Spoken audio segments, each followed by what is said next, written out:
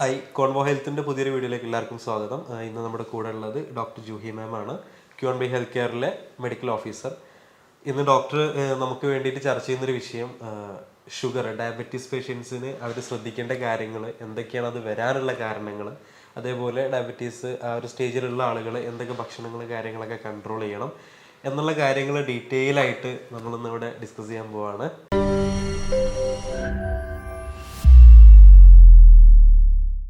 എന്താണ് ഈ പ്രമേഹം? പ്രമേഹം എന്ന് പറഞ്ഞു കഴിഞ്ഞാൽ രക്തത്തിൽ പഞ്ചസാരയുടെ അളവ് കൂടുന്ന ഒരു അവസ്ഥയാണ് പ്രമേഹം എന്ന് പറഞ്ഞാൽ. അപ്പം ഈ ഒരു ഇതിൽ അതൊരു ജീവിതശൈലി രോഗമായിട്ടാണ് കണക്കാക്കപ്പെടുന്നത്. അപ്പം ഇൻ്റർനാഷണൽ ഡയബറ്റിക് ഫെഡറേഷനൊക്കെ പറയുന്നത് നിലവിൽ ഏകദേശം 400 മില്യൺ രോഗികളുണ്ടെന്ന്.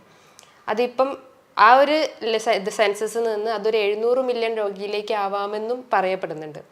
ഒരു ജീവിതശൈലി രോഗമായതുകൊണ്ട് തന്നെ നമ്മളെ ഭക്ഷണ ക്രമീകരണങ്ങളിലൊക്കെ മാറ്റം വരുത്തി കഴിഞ്ഞാൽ ഈ അസുഖം നമുക്ക് പൂർണ്ണമായിട്ടും മാറ്റിയെടുക്കാവുന്നതാണ്.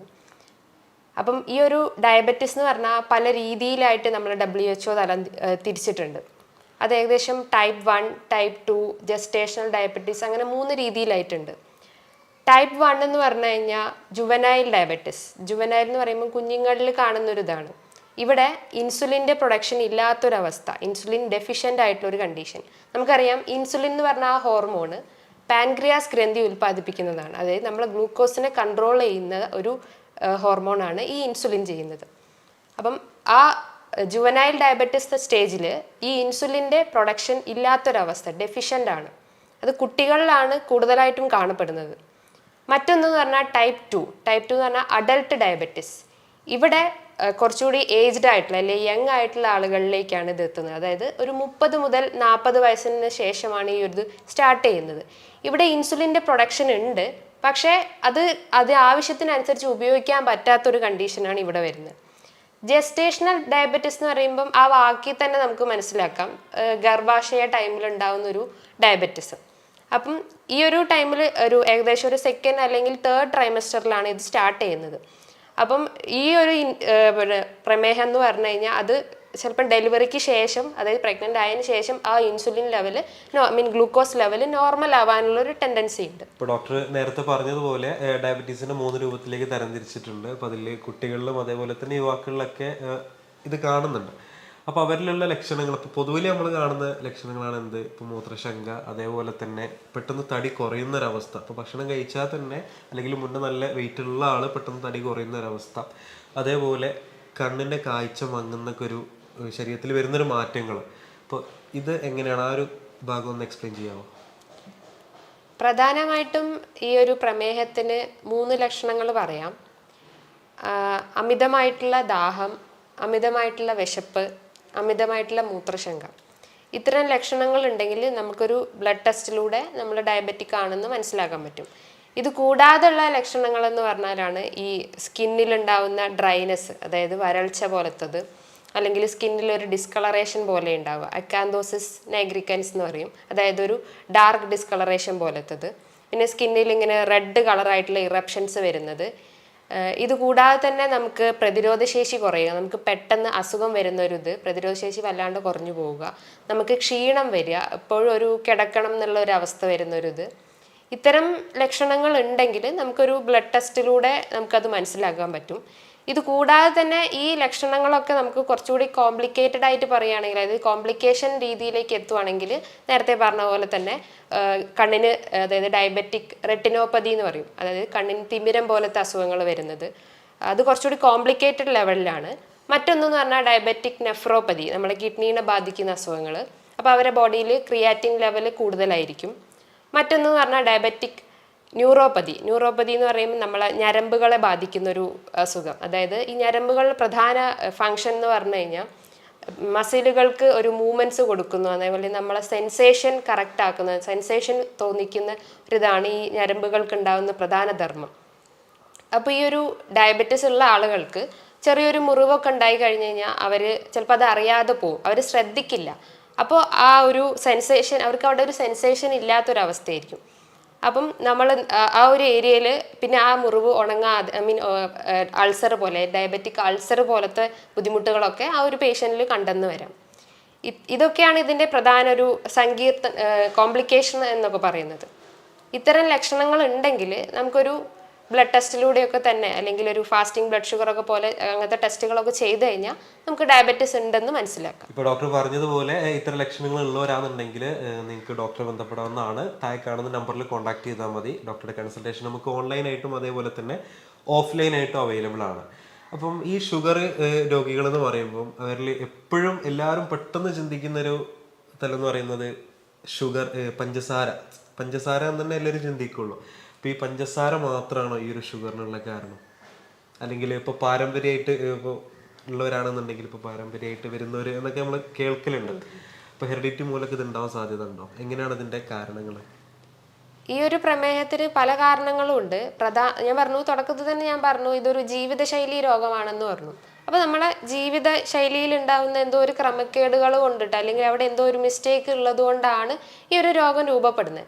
അപ്പോൾ നമ്മളെ ഭക്ഷണത്തിലുള്ള പ്രശ്നങ്ങൾ, ഭക്ഷണം നമ്മൾ കഴിക്കുന്നത് കറക്റ്റ് ആവാത്ത അല്ലെങ്കിൽ അമിതമായിട്ടുള്ള ഭക്ഷണം അങ്ങനത്തതൊക്കെ ഉണ്ടെങ്കിൽ നമുക്ക് ഈ ഒരു അസുഖം വരാം. പ്രധാനമായിട്ടും നേരത്തെ പറഞ്ഞു ഷുഗർ, അതായത് കാർബോഹൈഡ്രേറ്റ് അടങ്ങിയിട്ടുള്ള ഭക്ഷണങ്ങൾ നമ്മൾ കൂടുതലായിട്ട് എടുക്കുകയാണെങ്കിൽ നമ്മൾ ബോഡിയിൽ ഡയബറ്റീസ് വരാനുള്ള ടെൻഡൻസി വളരെ കൂടുതലാണ്. അതായത് കാർബോഹൈഡ്രേറ്റ് അടങ്ങിയ ഭക്ഷണം എന്ന് പറഞ്ഞാൽ ഈ വൈറ്റ് റൈസ്, അതുപോലെ തന്നെ നമ്മൾ കൂടുതലായിട്ട് ഈ ഫാസ്റ്റ് ഫുഡൊക്കെ, അതായത് പിസ്സ, ബർഗർ അങ്ങനത്തെ ഫുഡ് ഐറ്റംസ് ഒക്കെ കൂടുതലായിട്ട് എടുക്കുകയാണെങ്കിൽ നമുക്ക് ഡയബറ്റീസ് വരാനുള്ളൊരു ടെൻഡൻസി ഉണ്ട്. ഇത് കൂടാതെ തന്നെ മറ്റൊന്ന് പറഞ്ഞാൽ നമ്മൾ വ്യായാമം ഇല്ലാത്തൊരവസ്ഥ, നമ്മുടെ ബോഡിക്ക് ഒരു മൂവ്മെൻറ്റ്സും കൊടുക്കാത്തൊരവസ്ഥ ഉണ്ടെങ്കിൽ ഡയബറ്റീസ് വരാനുള്ളൊരു ടെൻഡൻസി ഉണ്ട്.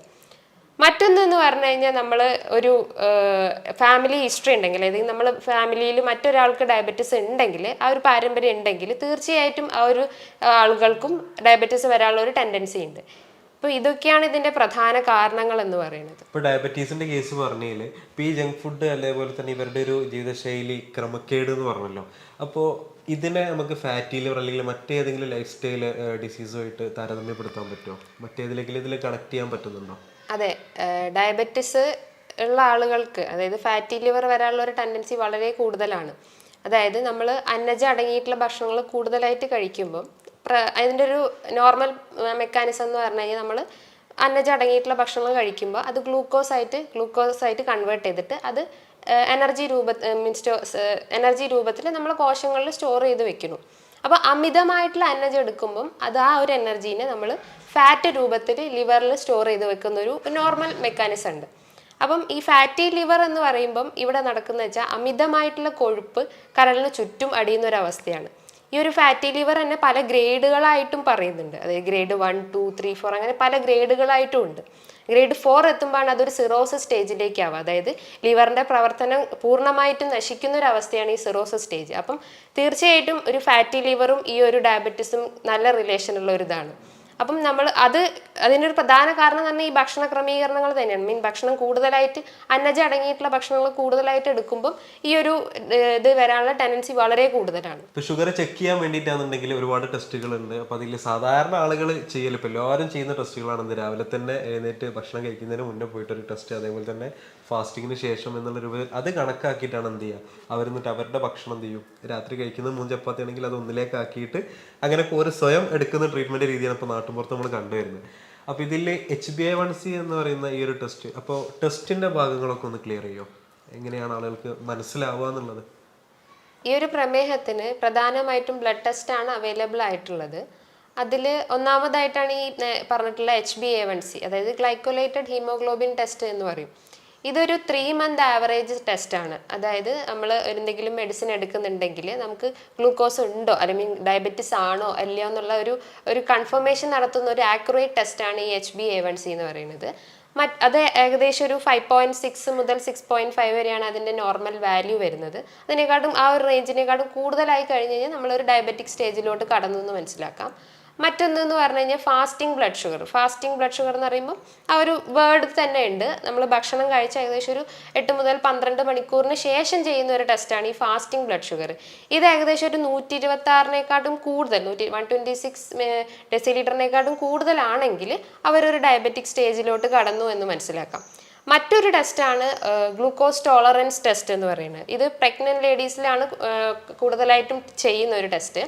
ഇവിടെ എന്താ ചെയ്യുന്നത് വെച്ചാൽ ഒരു 75 ml ഓഫ് ഗ്ലൂക്കോസ് വാട്ടർ ഒരു പേഷ്യൻറ്റിൽ കൊടുത്തിട്ട് അവരോട് ഒരു 2 മണിക്കൂർ കഴിഞ്ഞിട്ട് ടെസ്റ്റ് ചെയ്യാൻ ബ്ലഡ് ടെസ്റ്റ് ചെയ്യുകയാണെങ്കിൽ അവരുടെ വാല്യൂ ഏകദേശം ഒരു 140-നേക്കാളും എബവ് ആണെങ്കിൽ അവർ ഡയബറ്റിക് ആണെന്ന് മനസ്സിലാക്കാം. ഇത്തരം ടെസ്റ്റുകളിലൂടെ നമുക്ക് നമ്മളെ ബ്ലഡ് ഗ്ലൂക്കോസ് ലെവൽ ഉണ്ടോ ഇല്ലയോ എന്നൊക്കെ നമുക്ക് മനസ്സിലാക്കാൻ സാധിക്കുന്നതാണ്. ഡോക്ടർ മുന്നേ പറഞ്ഞിട്ടുള്ള ടെസ്റ്റുകൾ ഏതെങ്കിലും നിങ്ങളുടെ കയ്യിലുണ്ട് എന്നുണ്ടെങ്കിൽ, ഇപ്പോൾ റീസെൻ്റ്ലി എടുത്തിട്ടുള്ളതാണെങ്കിൽ താഴെ കാണുന്ന നമ്പറിൽ അയച്ചാൽ മതി. ഡോക്ടർ അത് നോക്കിയിട്ട് ബാക്കി കാര്യങ്ങൾ നിങ്ങൾക്ക് പറഞ്ഞു തരും. ഡോക്ടറുടെ കൺസൾട്ടേഷൻ ഓൺലൈനായിട്ടും ഓഫ്ലൈനായിട്ടും നമുക്ക് അവൈലബിൾ ആണ്. അതേപോലെ ഇപ്പോൾ ലൈഫ് സ്റ്റൈൽ ഡിസീസിൽ ആണല്ലോ ഇപ്പോൾ ഡയബറ്റീസ് ഉള്ളത്. അപ്പോൾ ഇതിൽ തന്നെ നമ്മുടെ ജീവിതശൈലിയിൽ ഭക്ഷണത്തിൽ കൊണ്ടുവരേണ്ട ക്രമീകരണങ്ങൾ, എന്തൊക്കെ മാറ്റങ്ങളാണ് നമ്മൾ ആ ഒരു ഡയറ്റ് ആ ഒരു ഭാഗം എങ്ങനെയാണ്? പ്രധാനമായിട്ടും ഇതിന് എക്സസൈസും ഡയറ്റും, ഈ ഒരു സാധനം നമ്മളെ ഒരു ജീവിതത്തിൽ മെയിൻറ്റെയിൻ ചെയ്താൽ തന്നെ നമുക്ക് ഈ ഒരു പ്രമേഹം പൂർണ്ണമായും മാറ്റിയെടുക്കാവുന്നതാണ്. അപ്പം പ്രധാനമായിട്ടും എക്സസൈസ് എന്ന് പറയുമ്പോൾ നമുക്ക് ബോഡി മൂവ്മെൻറ്റ്സ് കൊടുക്കുക. എക്സസൈസ് എന്ന് പറയുമ്പോൾ ഒന്നാമതായിട്ട് നമുക്ക് എയറോബിക് എക്സസൈസ് എന്ന് പറയും. അതായത് ജമ്പിങ്, വാക്കിംഗ്, റണ്ണിങ് അതൊക്കെ ചെയ്യുകയാണെങ്കിൽ ഈ ഒരു പ്രമേഹത്തിന് നമുക്ക് കൺട്രോൾ ചെയ്യാൻ പറ്റും. അത് ഏകദേശം ഒരു 35 മുതൽ 45 മിനിറ്റ് വരെ ഒരു വീക്കിലി ഒരു 5 days എങ്കിലും നമ്മൾ കഴിവതും ചെയ്യാൻ ശ്രമിക്കുക. എന്ന് വെച്ചാൽ അതുകൊണ്ട് ഉദ്ദേശിക്കുന്നത് വെച്ചാൽ നമ്മുടെ ബോഡി അത്രയും ബേൺ ഔട്ട് ആവുക, എന്ന് വെച്ചാൽ ഹീറ്റ് ആവുക, ഐ മീൻ കൂടുതൽ വേർപ്പ് പുറത്താക്കുക എന്നുള്ള ഒരു ഇതാണ് അതുകൊണ്ട് ഉദ്ദേശിക്കുന്നത്. മറ്റൊന്നെന്ന് പറഞ്ഞാൽ വെയിറ്റ് ബെയറിങ് എക്സസൈസ്. നമ്മൾ ഭാരപ്പെട്ട എന്തെങ്കിലും വെയിറ്റ് എടുത്തിട്ട് നമ്മളെ ബോഡീനെ അത്രയും ഹീറ്റ് ആക്കുക. അപ്പോൾ നമ്മളെ ശരീരത്തിൽ അധികമായി ഉള്ള ഈ ഫാറ്റൊക്കെ ബേൺ ഔട്ട് ആയി പോവുകയും നമ്മൾ കുറച്ചുകൂടി ഹെൽത്തി ആവും. മറ്റൊന്നെന്ന് പറഞ്ഞു കഴിഞ്ഞാൽ നമ്മളെ, അതായത് ഈ വെയിറ്റ് ബെയറിങ് എക്സസൈസ് ചെയ്യുമ്പോൾ ഒന്ന് ശ്രദ്ധിക്കേണ്ട ഒരു കാര്യം എന്ന് വെച്ച് കഴിഞ്ഞാൽ, നമുക്ക് എന്തെങ്കിലും നടുവേദനയോ അല്ലെങ്കിൽ ഡിസ്ക് കംപ്ലയിൻസ് ഒക്കെ ഉണ്ടെങ്കിൽ അവർ കഴിവതും അതൊന്ന് ചെയ്യുമ്പോൾ ഒന്ന് ശ്രദ്ധിച്ച് ചെയ്യേണ്ട ഒരു കാര്യമാണ്.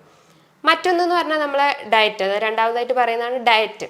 ഡയറ്റ് എന്ന് പറയുമ്പം ഹൈ കാർബോഹൈഡ്രേറ്റ് അടങ്ങിയിട്ടുള്ള ഭക്ഷണങ്ങളും അല്ലെങ്കിൽ മറ്റ് ഷുഗർ അടങ്ങിയിട്ടുള്ള ഭക്ഷണങ്ങളൊക്കെ കഴിച്ചു കഴിഞ്ഞാലാണ് ഈ ഒരു ഡയബറ്റിസ് വരുന്നത് എന്ന് പറഞ്ഞു.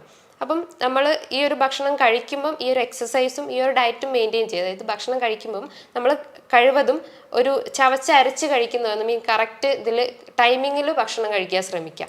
പിന്നെ ഭക്ഷണം കഴിക്കുമ്പം തന്നെ നമ്മൾ വെള്ളം കുടിക്കുകയോ അങ്ങനെ എന്തെങ്കിലും ആക്ടിവിറ്റീസിൽ ഇൻവോൾവ് ചെയ്ത് അത് ആ ഫുഡ് കഴിയുമ്പോൾ നമ്മൾ കഴിവതും കോൺസെൻട്രേറ്റ് ചെയ്ത് കഴിക്കുക. പക്ഷേ ഭക്ഷണത്തിൽ കൂടുതലായിട്ടും വെജിറ്റബിൾസും അല്ലെങ്കിൽ ഫ്രൂട്ട്സ്, നമ്മളൊരു ഡയറ്റ് ചാർട്ട് നോക്കുമ്പോൾ, ഒരു പ്ലേറ്റ് നോക്കുമ്പം നമ്മൾ അതിനെ 4 ആക്കി ഡിവൈഡ് ചെയ്യുക. അതായത് അതിനെ കുറച്ച് കാർബോഹൈഡ്രേറ്റ്, കുറച്ച് ഫാറ്റ്, കുറച്ച് പ്രോട്ടീൻസ്, അങ്ങനെ ഒരു രീതിയിൽ ഒരു ബാലൻസ്ഡ് ഡയറ്റ് ഈ ഒരു ഇതിന് മെയിൻറ്റെയിൻ ചെയ്യാം.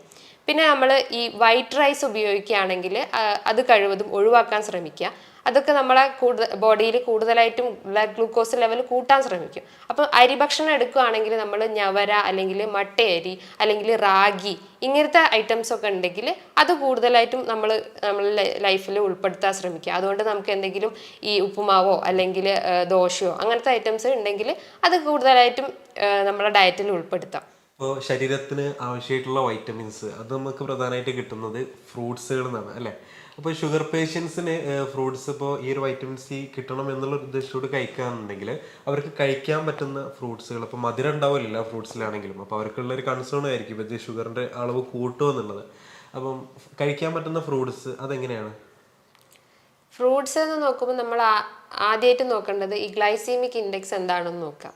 ഗ്ലൈസീമിക് ഇൻഡെക്സ് എന്ന് പറഞ്ഞാൽ ഒരു ഐറ്റം അല്ലെങ്കിൽ ഒരു ഫുഡ് ഐറ്റം അത് കഴിച്ചു കഴിഞ്ഞാൽ ആ ഒരു ബോഡിയിൽ ഗ്ലൂക്കോസ് കൂടുന്നുണ്ടോ, ഗ്ലൂക്കോസ് ടെൻഡൻസി ഉണ്ടോ എന്നതാണ് ഈ ഗ്ലൈസീമിക് ഇൻഡെക്സ് എന്ന് ഉദ്ദേശിക്കുന്നത്.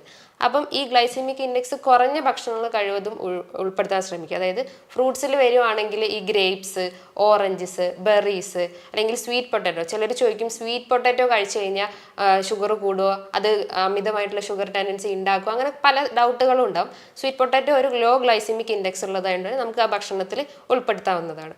മറ്റൊന്നെന്ന് പറഞ്ഞു കഴിഞ്ഞാൽ ഈ ഗ്ലൈസീമിക് ഇൻഡെക്സ് കൂടിയിട്ടുള്ള ഭക്ഷണങ്ങൾ ഉണ്ടെങ്കിൽ അത് കഴിവതും ഒഴിവാക്കാൻ ശ്രമിക്കുക. അതായത് വാട്ടർമെലൺ പോലത്തെ ഭക്ഷണങ്ങൾ ഉണ്ടെങ്കിൽ അത് ആ ഒരു ഫ്രൂട്ട് ഉണ്ടെങ്കിൽ അത് കഴിവതും ഒഴിവാക്കിയിട്ട് കൊണ്ടുവരാൻ ശ്രമിക്കുക. ഇപ്പം ഡയബറ്റീസ് പേഷ്യൻസിനാണെന്നുണ്ടെങ്കിൽ ഇപ്പം നിങ്ങൾ ക്ലിനിക്കിൽ കൊടുക്കുന്ന ട്രീറ്റ്മെൻറ്റ് രീതി ഇപ്പോൾ മെഡിക്കേഷൻസ് മാത്രമാണ്. ഇപ്പോൾ ഒരുപാട് കാലം ഷുഗർ ഉള്ള ആളുകളാണെങ്കിൽ ഒരുപാട് കാലത്തേക്ക് നമ്മളത് മെഡിസിൻസിൻ്റെ മുകളിൽ തന്നെ നിർത്തുവാണോ അല്ലെങ്കിൽ വേറെ എന്തെങ്കിലും പൂർണ്ണമായിട്ട് മാറ്റിയെടുക്കുന്ന ചികിത്സാ രീതി എന്തെങ്കിലും ഉണ്ടോ?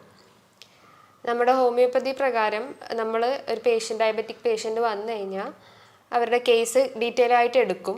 എന്നിട്ട് അതിൻ്റെ ആ ഒരു ഇത് വരാനുള്ള കാരണം എന്താണെന്ന് കണ്ടെത്തും. എന്നിട്ട് ഒരു ഇതിൽ അനുസരിച്ച് നമ്മൾ മെഡിസിൻ കൊടുക്കും. എന്നിട്ട് അവർ അതിന് മുന്നേ അവരെ ബ്ലഡ് ടെസ്റ്റൊക്കെ ചെയ്യിപ്പിക്കും. അവരെ വാല്യൂസൊക്കെ ജസ്റ്റ് ഹൈ ആണോ എന്നൊക്കെ ചെക്ക് ചെയ്തിട്ട് അതിനുശേഷം അവർ കേസൊക്കെ എടുത്തതിന് ശേഷം നമ്മൾ അതിനനുസരിച്ചുള്ള ഒരു മെഡിസിൻ കൊടുക്കും.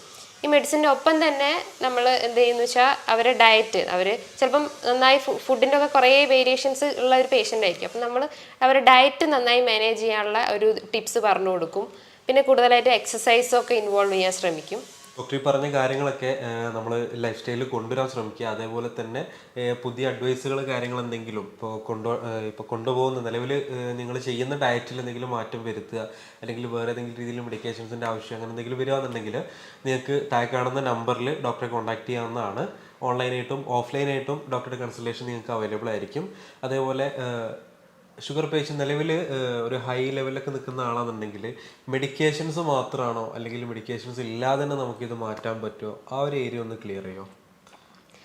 നമ്മുടെ ഹോമിയോപ്പതി പ്രകാരം നമ്മളൊരു പേഷ്യൻ്റ് വന്നു കഴിഞ്ഞാൽ അവർ ഡീറ്റെയിൽ ആയിട്ടുള്ള ഒരു കേസ് എടുക്കും. കേസ് എടുത്തതിന് ശേഷം ഒരു ആക്യുറേറ്റ് ആയിട്ടുള്ള ഒരു മെഡിസിൻ കൊടുക്കും. എന്നിട്ട് ഫോളോ അപ്പും അങ്ങനത്തെ കുറേ ഇതൊക്കെ പ്രൊസീജിയേഴ്സൊക്കെ ഉണ്ട്, അങ്ങനെയൊക്കെ അത് ചെയ്യും. എന്നിട്ട് അവരോടൊപ്പം തന്നെ അവർ ഡയറ്റ് അവർക്ക് വേറെ എന്തെങ്കിലും ബുദ്ധിമുട്ടുകൾ ഉണ്ടെങ്കിൽ അത് നോക്കിയിട്ട് അവർക്ക് അതിനനുസരിച്ചിട്ടുള്ള ഡയറ്റ് കൊടുക്കുന്നതാണ്. മറ്റൊന്നെന്ന് പറഞ്ഞു കഴിഞ്ഞാൽ അവർക്ക് ബോഡി മൂവ്മെൻറ്റ്സ്, അതായത് എക്സസൈസ് ഉണ്ടെങ്കിൽ അതും അവർക്ക് നമ്മൾ സജസ്റ്റ് ചെയ്യുന്നതാണ്.